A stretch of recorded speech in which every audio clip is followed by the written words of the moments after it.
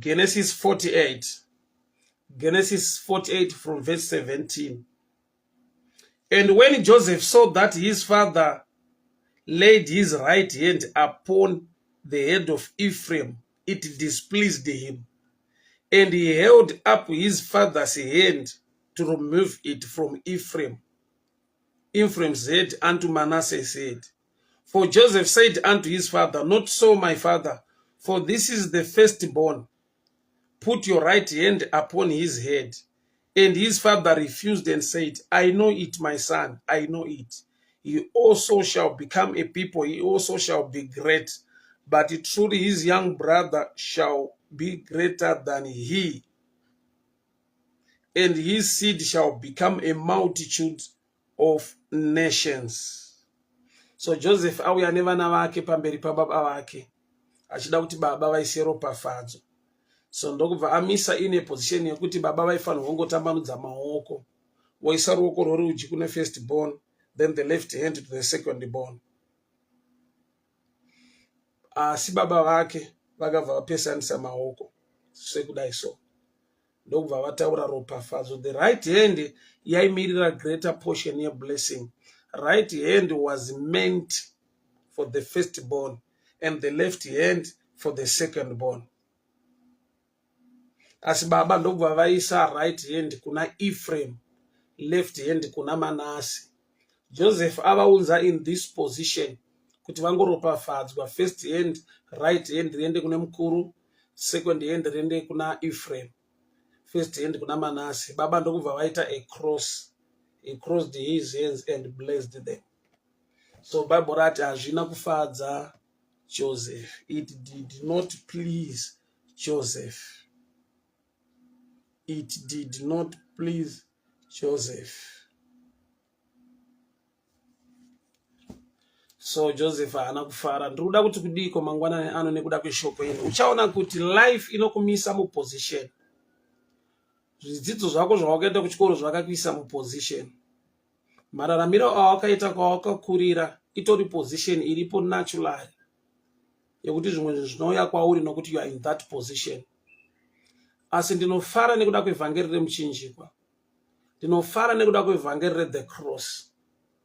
Kureva kuti nyasha dzaMwari ndo dzakakrosa maoko pamusoro peupenyu hwako. Unoziziva ndiri kutaura newe kuti zvimwe zvinoitika muupenyu hwako haisi nyaya yekuti you are the right person, you are intelligent, you are beautiful, you are handsome. Zviri kuitika muupenyu hwako ukazvitarisa iwewe, kune vaifanirwa, kune vaideserve, kune vaitofunga kuti vari nani, vari better than you. But there is a cross effect upon your life yakaita kuti zvimwe zvinhu zviitike mauri. So today, on day number 3 of prayer and fasting, we need to pray a prayer of thanksgiving, yekuonga, yekutenda kuti makazviita yenyu Mwari nokuti handaikodzera, makazviita yenyu Mwari nokuti nekungwara handina, makazviita yenyu Mwari nokuti vanomira neni hapana, makazviita yenyu Mwari nokuti nehama dzanga dzandirasa. But the cross effect yakaunza zvisingafanirwa kuuya patiri zvikagarawo pamusoro peupenyu. Will reflect your life. Kurarama kwauri kuita kusvika mugore ra2026 zvauraya vamwe makore ese aya uchirarama, zvichida zvimwe zvirwere zvakapfuura nepauri, especially most of us who pass through my times eCovid, ma-accidents anoitika mumigwagwa, nyangwe nendege dzinodonha, nyangwe nezvikepe zvinonyura. Matambudziko akawanda muupenyu awira vazhinji, denga richitichengeta. Isiri nyaya yekuti we are rightly positioned or we are intelligent or well connected, but that's the effect of the cross. Unoona kuti kana pauri pane the effect of the cross, kune vasingaitirwe zvakanaka nokuti vachikuona haudeserve. Joseph was not happy.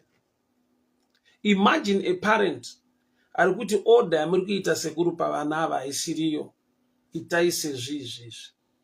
Kana zvichidaro kuna baba, saka zvinodaro mukurarama ufunge kune vemumhuri mako, kwaunoberekwa, kwaunobva, kudzenzare kwako, vanga vasingatarisire kuti izvi zvingaitike pauri. Kune vanga vari mafavorites.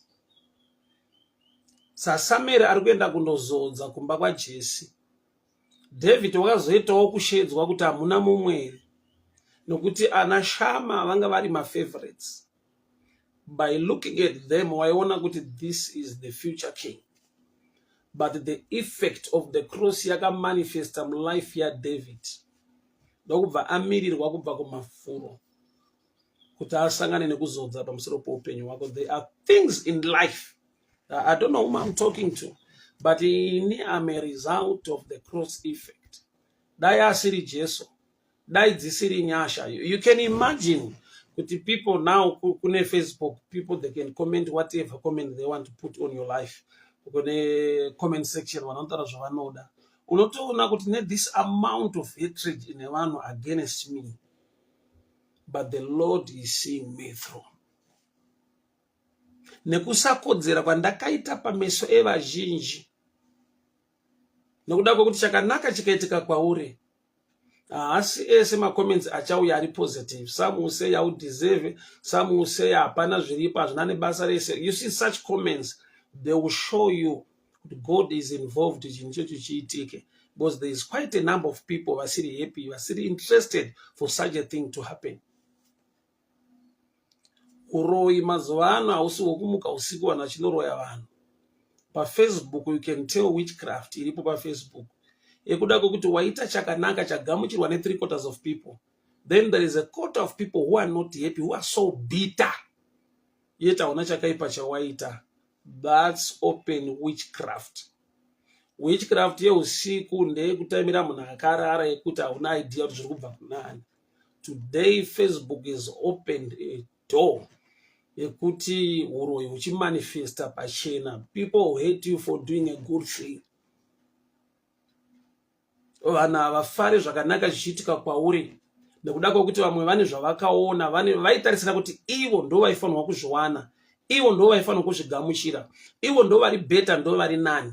Kune vamwe vaideserva, kwete iwewe, kwete inini mupfungwa dzavo. Saka kana zvaitika kwandiri zvaitika kwauri, this is the time to look back and say unto the Lord, Father, I thank you for the cross effect.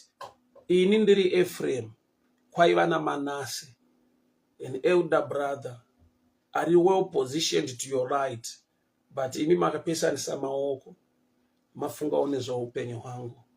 Isiri position yandakazvimisa, but yandakamiswa muupenyu nemasituations nemamiriro ezvinhu, asi nekuda kwenyasha dzenyu chaifanirwa kuenda kune vamwe vakakodzera, vakarongeka, vanozikanwa, vari well connected, asi makazviisawo paupenyu hwangu. I thank you for my family. I thank you for my kids. I thank you, Lord, for my marriage. I thank you, Lord, for my career. I thank you, Lord, for opportunities that are coming my way. Ndikatarisa 2025 Mwari, ndinoona kuti kune zvizhinji zvandisikakodzeri kuti zviuye pamusoro poupenyu hwangu. Nyangwe kune vazhinji vasingazvide, vasiri kuzvida. Joseph unoti baba handizvo asisirizvo, asi imi Mwari makazvitendera kuti zvive saizvozvo, zvisina simba rangu mukati, zvine simba renyu bedzi. Baba ndakupai mbiri nekukutendai for this day. Ndichitarisa kumashure ndinoona kutendeka nekururama kwenyu tsitsi nenyasha dzenyu, nekuda kwekuti ruoko rwerudyi harina kunge rwatenderwa kuti ruye patiri navanhu. Vakatimisa mapositions ekuti zvingori left side ndo zvinouya kwatiri. But I thank you for the cross effect. The God of Isaac and Jacob, Mwari waAbrahama, Mwari waIsaka, waJakobo, ndinokutendai baba mangwanani ano nekuda kwenyasha dzamakaisa muupenyu hwangu. Ndakamira mu wrong position, ndiri ku left side, ndisingatarisirwe nezvakanaka, asi maoko akapesaniswa ndikawana ropafadzo yedangwe, indisiri dangwe, ropafadzo yeshasha, indisiri shasha, ropafadzo yevakangwara, ndisina kungwara, ropafadzo yevakanaka, ndisina kunaka, ropafadzo yevanhu vaikodzera, ine ndisina kukodzera, yakauya pandiri baba, nokuti makandiwanira unyasha. Lord, I thank you for the cross. Lord, I thank you because of the cross. Nekuda kwenyasha dzakataurwa paKalvari, ndiriwe kuraswa, ndiriwe kusemwa. Mazviita enyu Mwari, mazviita enyu baba, mazviita enyu wakatendeka, mazviita enyu wamasimba ose. Lord, I thank you for the cross effect. Ini ndiri Ephraim, ndakawana ropafadzo yaManase. Ini ndakamiswa ku left side, ndakawana ropafadzo ye right hand. Nekuda kwekuti Mwari kune simba remuchinjikwa.